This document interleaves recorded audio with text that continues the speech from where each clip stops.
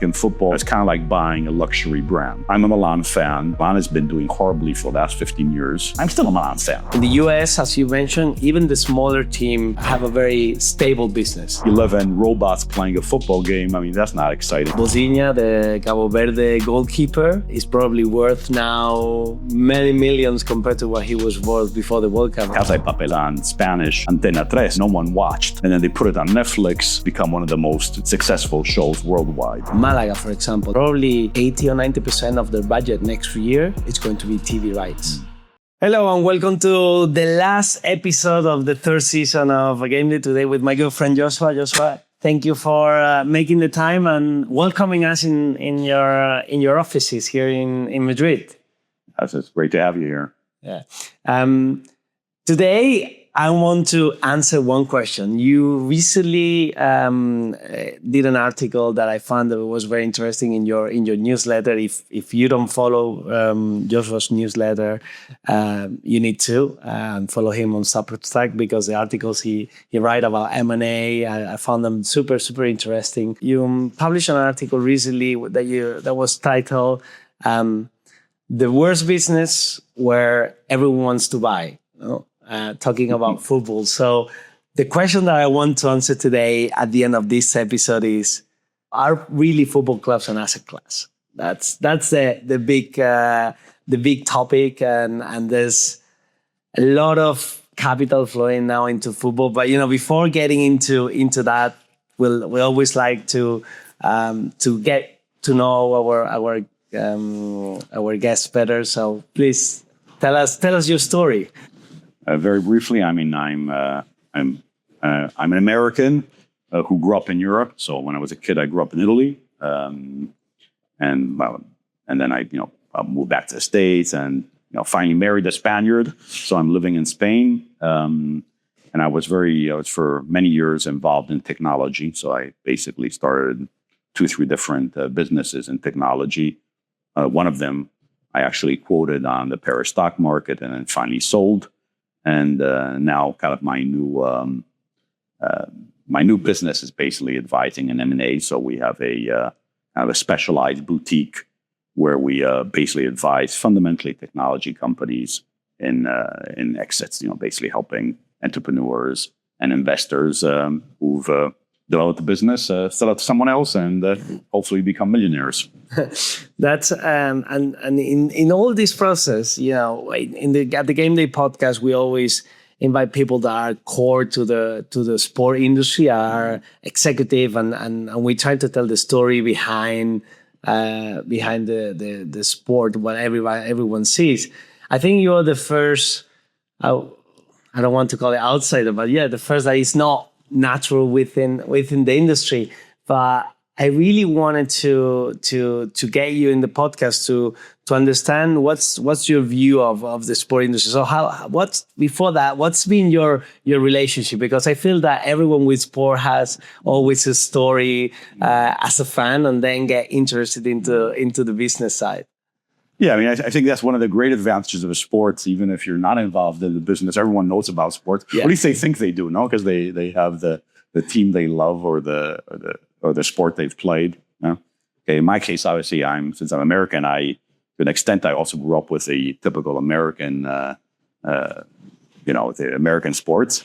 But since I grew up in Italy, finally. In Milan, I became a Milan fan, so I was a big AC Milan fan. But I have to specify AC Milan because people who are not from Italy, you kind of have to specify. But otherwise, if you're in Italy, you say Milan is, it's one team and Inter is the other one. Yeah.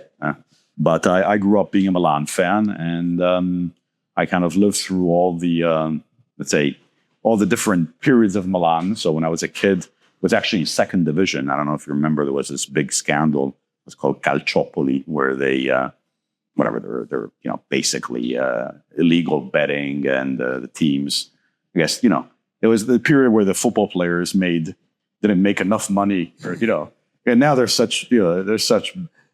a football player makes so much money, it's kind of difficult to corrupt them. But, back in the 80s, you could still, pay someone off some money just to play not a very good game. So basically Milan was because of betting, there was some cheating there, and they were sent to second division. They were relegated. Yeah, they were like second division in Serie B, so they were there for a couple of years. That's when I became a Milan fan. I don't know how that happened because it's not. That's very random because normally when you're a kid, you become fan of the winners. Yeah, I don't know. Just I don't know what happened to me. Something confusing, but it just happened. I guess you kind of have to choose between teams. I probably like the colors more or something. But actually, the truth is, there was a girl who liked Milan. There's always a girl. In every story, there's always a girl. So and but then we were lucky enough because Berlusconi bought Milan, and Berlusconi was obviously back then already a big media mogul. And he really used it to become a lot more famous than what he was. I mean, he was a well-known entrepreneur and owned the TVs. He was a big showman. Yeah. But he basically bought Milan in a period also where you didn't have to invest the kind of money you invest now. I think Marco van Basten they bought him for a couple million euros. He was already a great player. So different period where Maradona was playing in Naples, and he basically built a team which then was the great Milan of Sacchi, and then after that of Capello, and he basically was a way for him to promote himself. And I think part of the reason why he actually managed to become the president of Italy, the prime minister of Italy, was absolutely somewhat had to do with the fact that he was the president of Milan and he was very successful and extremely well known. Right.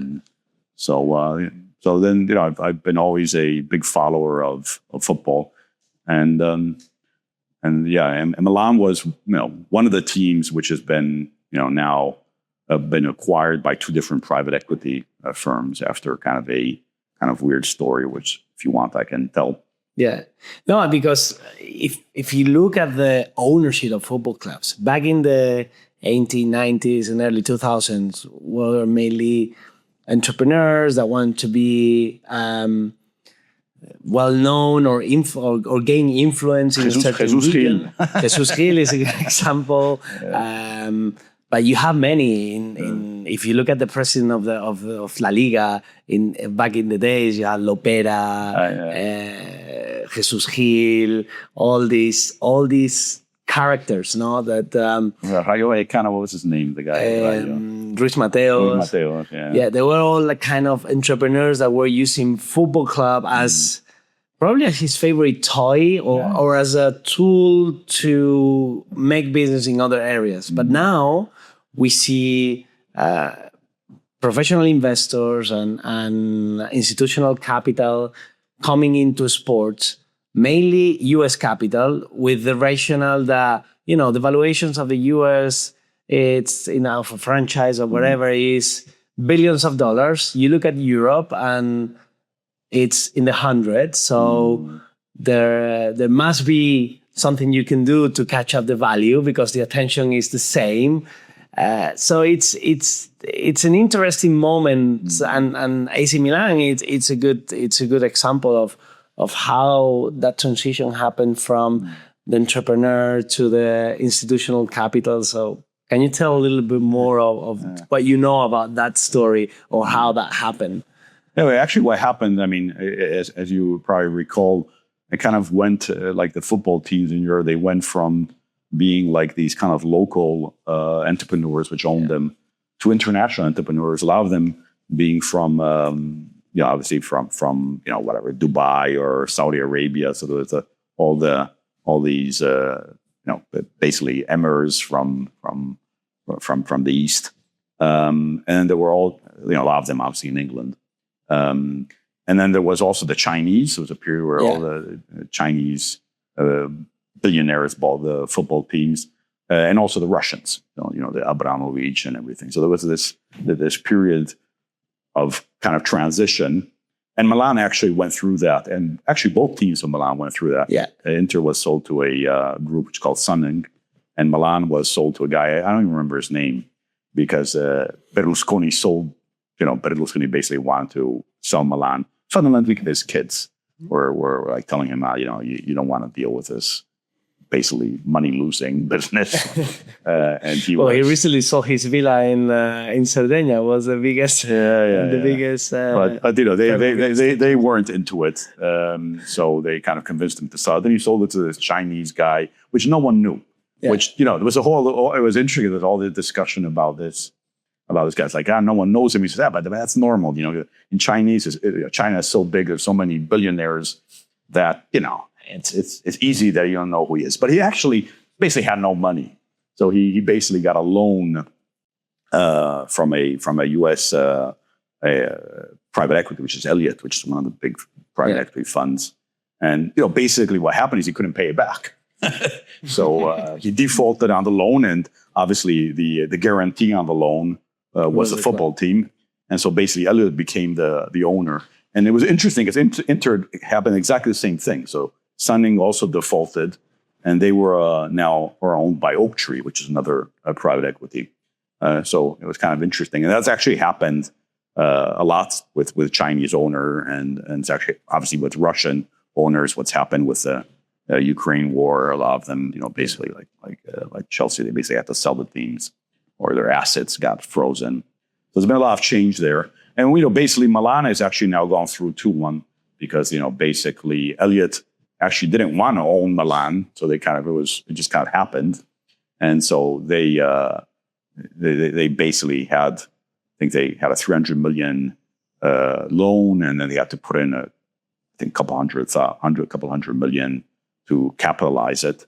And then they sold it for 1.2 billion to Redbird, which is a big private equity firm from the States, which is very specialized in sports. And the Inter was also same thing, was then acquired by Oaktree. So there's been I would say some cases it just happened, but obviously Milan, you can see others now actually a professional investor, which is actually taken over the team with a typical deal. So they bought it for about half of it is debt and half of it is capital. Yeah. So very typical private equity deal. Yeah, but the private equity playbook works for sport team, and I think that's an interesting topic, because if you go into traditional company, if obviously that the private equity playbook works, but football teams are so rare and so unique that does it really work? I mean, I would say there's one unique thing about private equity and the football teams, which has to do with, let's say, the typical play. If you know how private equity works, they typically will finance by, let's say, half of it will be capital, half of it will be maybe debt, and they'll buy a company which generates cash flow. So the idea is, I'm going to buy something, I hold it for 5-6 years, and I sell it. And since the company generates cash flow, I basically pay off the debt with the cash flow. And that doesn't work with football teams because basically, very few of them generate cash flow. Exactly. So even though they might be a bit positive, they actually don't generate cash. So that's already kind of an exception in the model, which makes it less profitable because, obviously if you're only investing, half of the total price, then the return you can get is a lot higher, which means you kind of lose the leverage play in these deals. But I would say the reason they do it is, obviously there are a bunch of additional values which go beyond, let's say, the cash flow generation of a business, which I think in football in sports in general are very unique. Yeah. Which I'll, maybe bring up 4 or 5, but I think, and kind of, which some have to do with today and some have to do with, like anything, I think the tendencies private equity are looking, which, they very often invest in things they see will be more valuable a bunch of years down the road. Mm-hmm. So, what's happening today, obviously, is obviously any team which is somewhat relevant is very unique. So, it's kind of like buying a luxury brand. I'm a Milan fan. Milan has been doing horribly for the last 15 years. I'm still a Milan fan. It's the only sports is the only industry where you can treat bad you can clients treat badly and the clients. they still be loyal. Yeah, and they still, you play horribly, you still go to the stadium, you buy the T-shirt, and I pay for my pay TV to see the games, and you're kind of a football fan for the rest of your life, and it's kind of it's a lifetime brand, and you're very excited about it, and it even goes generations. So my kids live in Madrid. I have 2 kids which are Milan fans. You're living in Madrid. You should be a Real Madrid fan, not a Milan fan. But I've been able to, basically. And you're probably proud to have transferred that. I transferred that, passion. That passion to my kids. They're not as passionate. They're not as passionate as I am, but they're Milan fans. So it's I think of the few things where you can. Even if you're like you're a big brand, you're a Gucci, you'll be a good, you can like it. But if if their collections are horrible during 10 years and they, start licensing it to some, cheap third party, the brand will probably die. Yeah. But if you're a Milan fan, it will probably stay for decades or centuries. So I think that's one thing which they realize is valuable. And I think another thing which is extremely valuable with football field teams is actually something which has to do with the tendency, which is basically what's happening with TV. Obviously, is everything is moving towards streaming. So it's not really basically when I was a kid, you wanted to see a movie on TV. It was on this channel on at 9 o'clock, and that's when the movie was on. Best case scenario, you could record it, but you have to remember to record it or program it.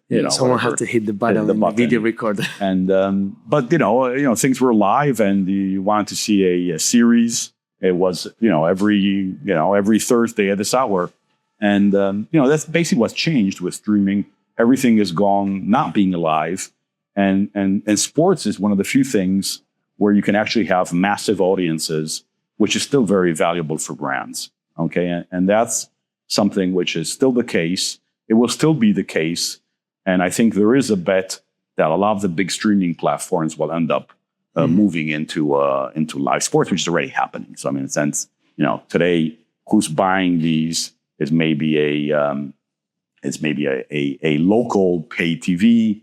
Or will be, part of it will be on the open TV. But I think long run, a lot of these big international players, the Amazons, the Netflix, the Warners, will be entering this market, and they have the real capacity to actually show this worldwide live in many countries. And it's been the case. You look at it's called Casa de Papel. I actually never saw it, but something which was on Spanish, Antena 3, and no one watched. And then they put it on Netflix, and it's become one of the most, successful shows worldwide. So I think there's a big opportunity there, especially with the big brands, and I think that's something which is clearly an opportunity. And I think then another big, let's say, kind of macro tendency, it has to do with basically things which, believe it or not, which are done by humans. It's incredible I'm saying this, but you look at AI, if you see what's happening, basically AI can do almost anything intellectual better than most humans, and it will become more and more the case. And what's also going to happen, which is already happening, is a lot of robots will do things better than humans. So you're going to get a lot of things which basically humans will do a lot worse than either robots or machines, and that will actually basically make obviously humans. You don't want to see a game played. You don't want to see a chess game played by 2 computers. Yeah. Obviously they'll play better than humans. You want to see 2 humans play chess, and even chess of a human against a computer, you'll always lose. There's no interest anymore. And I think that's going to be the case with a lot of things. So art will be a lot more valuable. anything which is artisan will be a lot more valuable because you can do a lot of perfect things with machines, but it's not interesting. And I think that's going to happen with sports. I mean, people have more free time, and they'll be more and more interested in seeing what people can do, which is different from what a machine can do. And, if you have 11 robots playing a football game, I mean, that's not exciting. I always say that. But if you have, you have 22 players playing and, they have all the issues. You need that sense of, in sport, that sense of human achievement. Yeah, human achievement and human... what makes it different. Yeah, human emotions and some guy hitting someone else and some guy insulting the referee. I recently read a book about the history of AI and one of the things they were using as an example to illustrate how computers have become more powerful in terms of thinking than humans in some cases, was how in general IBM and all the big companies were creating computers to beat humans in games, and chess is the best example. When what was the name of the computer? Deep Blue. When Deep Blue won Kasparov. It made the news. Everyone was super excited. But the truth is that people are not watching computers playing against each other in chess. And that if you put a computer playing against a chess master, they will come up with plays and things that no one will think about. And still, the core interest is I want to see two people playing against each other. So that tells you that really sports is one of the few entertainment industries that is never going to be disrupted by AI. Yeah, I think that's the case, and as I said, the fact that it's live, that it loses interest if you know how the game ends. And also the life of going to the sports. I mean, to the stadium. So it's kind of like if you think about it, it's somewhere similar to what's happened with music. So you can listen to Spotify, your favorite group or singer, and you'll do that. But people are willing to pay hundreds of euros to go to basically to a concert. Yeah. Because you're accompanied by other people. There's another different energy. You see the person live there. They sing differently. They move differently. They could make a mistake. And that's what's exciting. And I think that's what makes, let's say, sports valuable today, looking at the future. I think there's a lot of, it's going to be more valuable tomorrow than what it is today. But, obviously I think that's not the only reason why private equities invest. Yeah, but the play you said before, the classic play of private equities is I look for a cash generating business, leverage the business, pay the debt with the cash that the business is generating, and then I make a very good return. The clubs are not making cash. So you're basically, my impression is that private equities, when they get into sport, it's like, okay, I buy a football club. Mm-hmm. I try not to lose money. I put a lot of financial, professionalization of all the processes and be very rigorous on the finance side. I try not to lose money for the time that I hold the asset, but I feel it sometimes it's a betting on the appreciation of the asset as the only way of getting return. Yeah, I think there are 2 points. I think what's also very important to understand is, the business of the private equity, typically, if you look at a fund, typical private equity fund, one is, obviously a big private equity like Apollo or, KKR, they're continuously raising new funds. It's not one fund.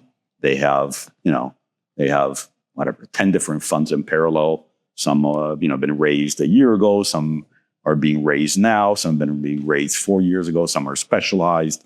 Some do, buyout, and others do minority, but they continuously have to raise money. So part of their business is raising money. Now I'll explain why that's important that has to do with sports. And the second thing, which is very important for them, is having deal flow. So, as a private equity, the best assets you can buy, there's competition. So, if there's a entrepreneur who's going to sell their company, and it's a good company, you actually compete with other private equities to buy it. Yeah. And so who wins it? Well, probably obviously the part of it has to do with the one which is willing to pay most, because people who sell their business, they want to sell it well, but there are also other factors. So why am I explaining that? Because part of the investment in sport actually has to do with the same reason why Berlusconi invested back in the 80s in Milan, which has to do with basically having certain relationships. So give an idea. If you have a fund with 7 or 8 different companies, you can kind of afford to have one which is not super profitable. Okay, you can say, hey, if I can have 6 which are really good, I can have one which is not that good. Okay, yeah. But the one which is not that good is the one which basically gives you access, to maybe make the other 6 good ones. Why? Because if you own 20% or 100% of a football team, you basically get to invite people to see the games. You invite them, to meet the football players. You invite them to the party where they're the football players.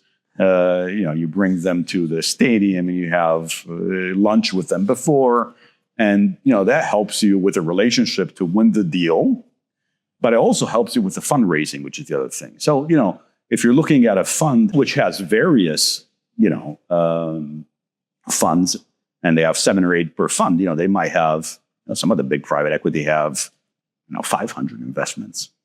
So one of them is a football team where they'll make a return, or they make a small return, and it opens doors. It's a great investment. Yeah. So essentially, if you look at CVC, for example, I think they have 300,000 billion under management, something like that, like crazy amount of money. They're top 5, I think, worldwide. Exactly. 300 billion. I think they recently announced that they're putting all the sport asset into a new fund and everything, and the valuation was like 16 billion.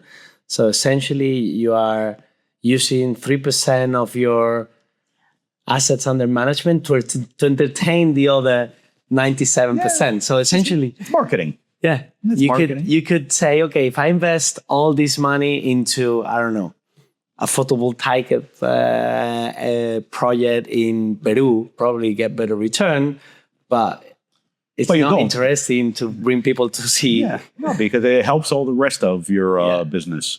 It's a relationship and marketing business, and also, there is a bet. There are some macro tendencies that sports will grow. And, often you can find someone who will buy the team, for a higher value than you bought it. Obviously there'll be a moment you can't. I think Milan for 1.2 billion, maybe they can sell it for, 1.8. But the next guy who buys it, I'm not sure, Yeah. Well, if you look at the valuations of similar brands or the transaction of, let's forget about the financials, but in terms of prestige of similar brands on the same level, you've seen already transaction at the 3 billion, 4 billion marks. No? Yeah. If you look at Atletico de Madrid, you can argue that Atletico de Madrid and AC Milan in terms of prestige are today at the same level. Historically, probably Milan it's a bit higher because of... Yeah, they're in similar sales. They're like 400 something million. So, they are similar. But I think one of the fallacy you were talking about investors looking at the American teams and the value like of NFL or NBA teams, which are often around 10 billion. Yeah. Okay. And they kind of think, I can buy a football team in, top Milan for 1.2 billion. And, whatever. The New York Yankees are probably, I think, 6 or 7 billion. Yeah. But then, the top NBA or NFL teams are in, 13 or 14 billion. And just probably the medium is probably 8 to 10. And you look at that and you say, okay, there's all this upside. But I think what is not understood is that there is a substantial difference. Yeah. I think sometimes U.S. investors underestimate that substantial difference. Yeah. And I think the substantial difference, it's not only the fact that obviously the American market is so huge and it's the biggest economy in the world. And, obviously there's a lot of reasons why a lot of American companies are worth a lot more than European companies, which is one factor. But I think the other factor has to do with the uniqueness. So what happens in the States is obviously there are only so many franchises. And that's not the case in Europe. And so in the case in Europe, it's so important basically that a team is winning for it to be profitable. Yeah. Which is not the case in the States. Basically, what happened to Milan, which is you can actually go in second division, which has happened to a lot of teams in Italy. Basically, the only team which has never been in second division is actually Inter Milan. But even Juventus has been in second division. What happens is, if something like that happens, it's a huge disaster. You lose all the TV rights. You have less people going to the stadium. You're paid less by the La Liga. The institutions, the sponsors, everything. Everything, and you can actually go get bankrupt because of that. But even just the fact that what's happened to Milan, for example, now they're not playing the Champions League. So it's been, I think, now 2-3 years in a row that they're not in the top 4 teams. They're not playing the Champions. The Champions is about 100 million, 150 million euro. So it's a huge difference. Yeah. What can happen there? So there's one in the States. If you're a NFL team, you're a franchise. One is obviously the way the income and the revenue is distributed is a lot more. Let's say, it's a lot more equal on all the teams. So it's not so much dependent on the fact that you're a big team or a small team. And also there's a limited amount of teams. And the same thing happens in NBA. While in Europe, this whole issue of being able to go at first division, second division, how you can play in champions or not, or UEFA really you can have huge differences in the amount of revenue they can have from one year to another.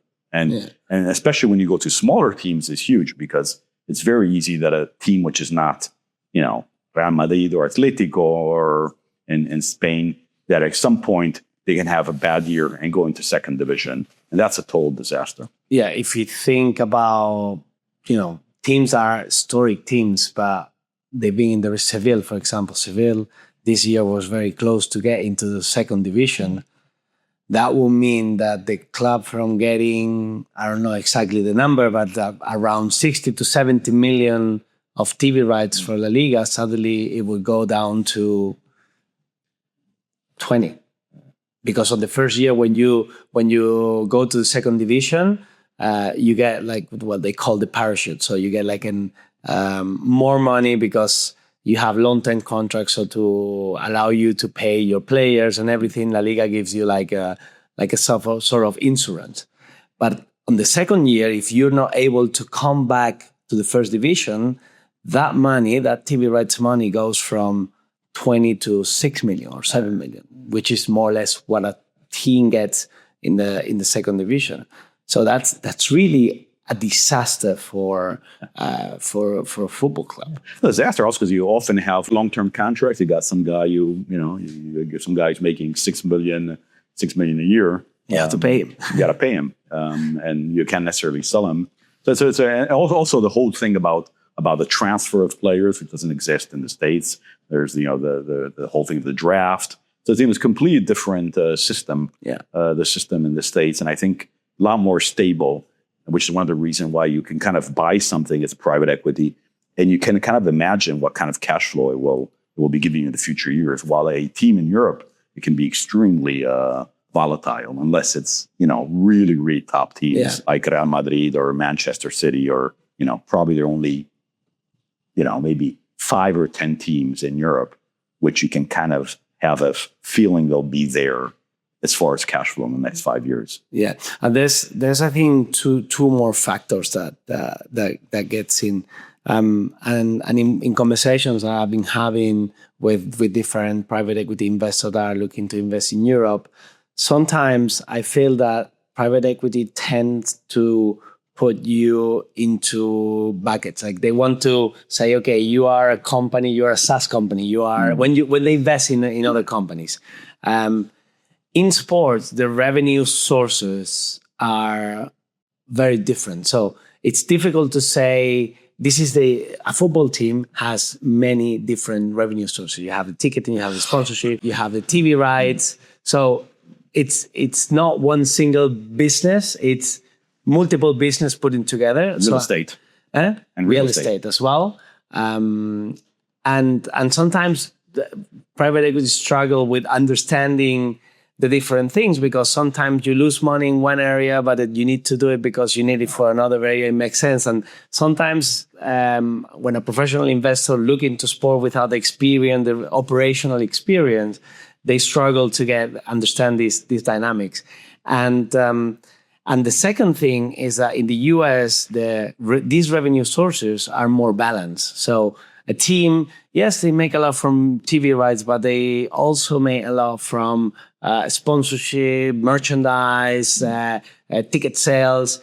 You have more balanced revenue distribution, whether in Europe, outside of the big teams. Obviously, Real Madrid has different revenue sources. But if you look at Malaga, for example, that recently got promoted into the first division, probably 80 or 90% of their budget next year is going to be TV rights.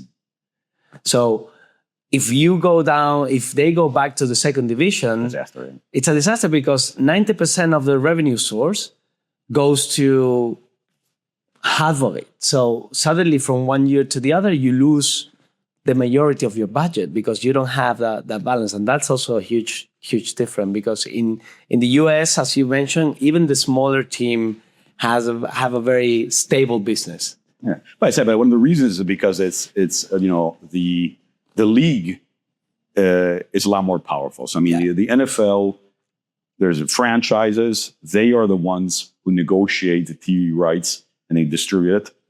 And in Europe, it's moved more and more to the teams negotiating. So the big teams have big TV rights and the small teams don't.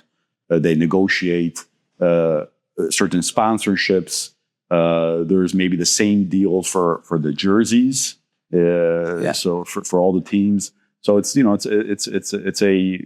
lot of it is money which is renegotiated at a high level and is distributed equally, which is one of the reasons why, if you kind of look at, you'll say, hey, look at a team in La Liga.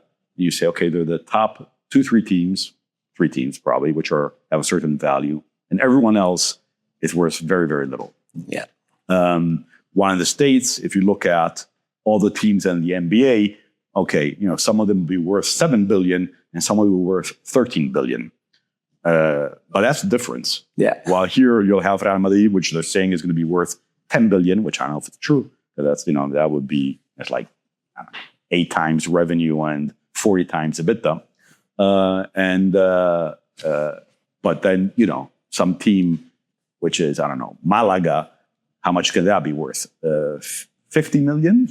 Yeah. 100 million? I think €1 for all the debt they have. Okay. Again, but without debt, okay? Enterprise value.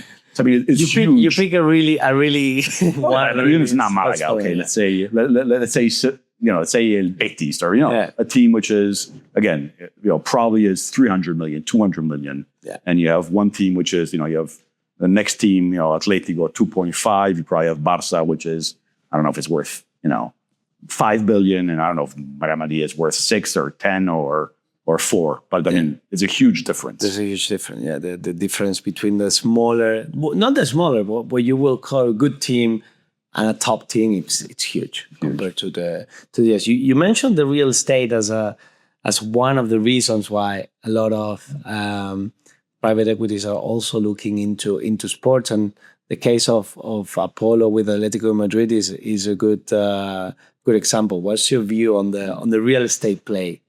I mean, the real estate play is it also depends on the country because every country is different. For example, in Italy, which I know you're familiar with, in Italy, for example, the stadium has always been owned by the city. Yeah. So they're kind of rented out to the teams. They've been an investment made. So they don't own their stadiums.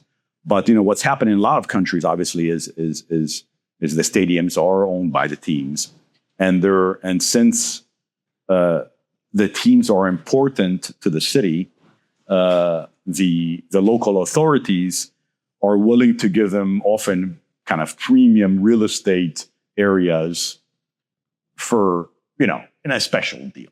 Okay, because hey, this is something which is loved by their voters, right? So you don't want to piss off your voters, right?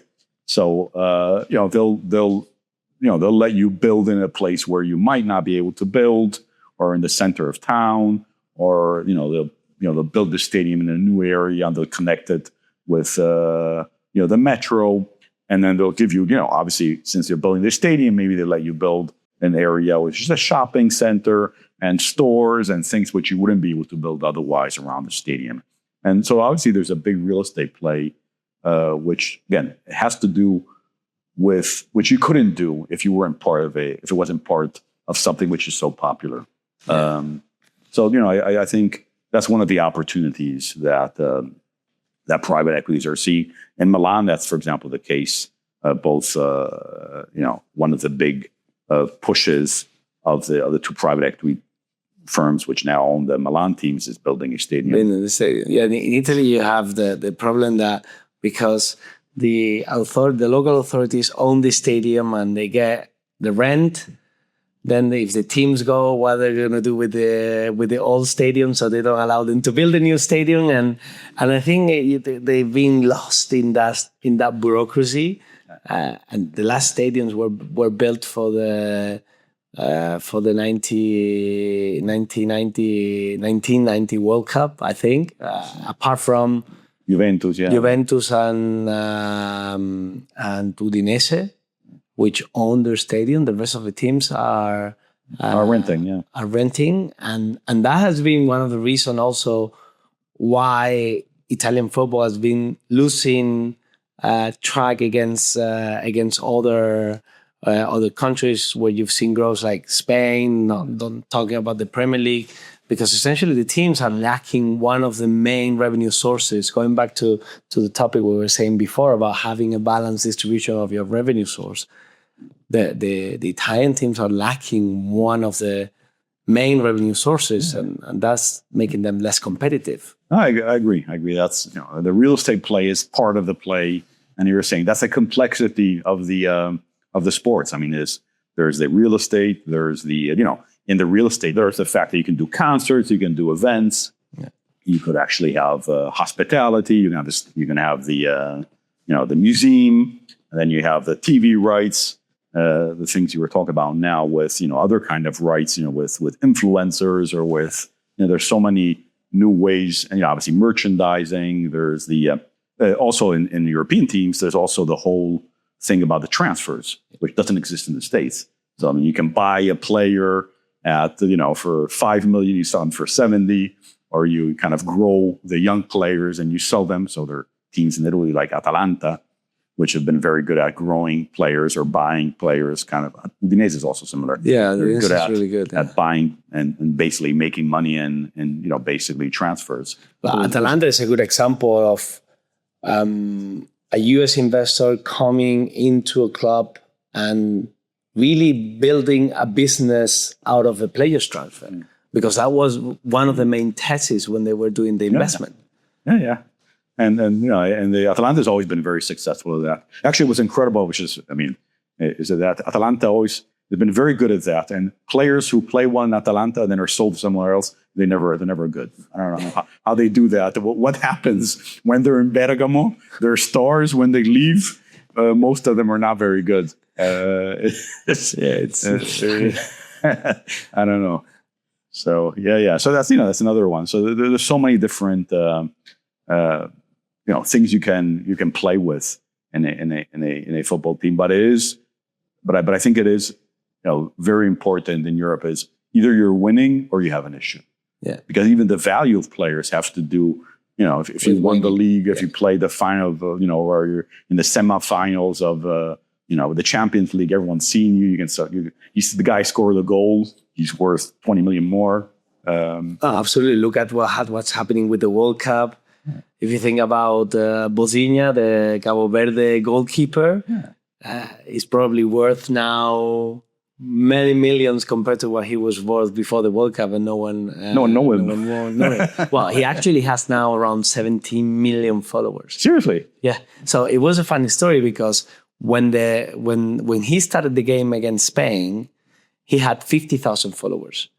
When he went out of the game and he was doing the after-game interview, the one journalist showed him and said, have you seen that you have now almost 2 million followers in 90 minutes? And today it's around 17 million followers. Wow.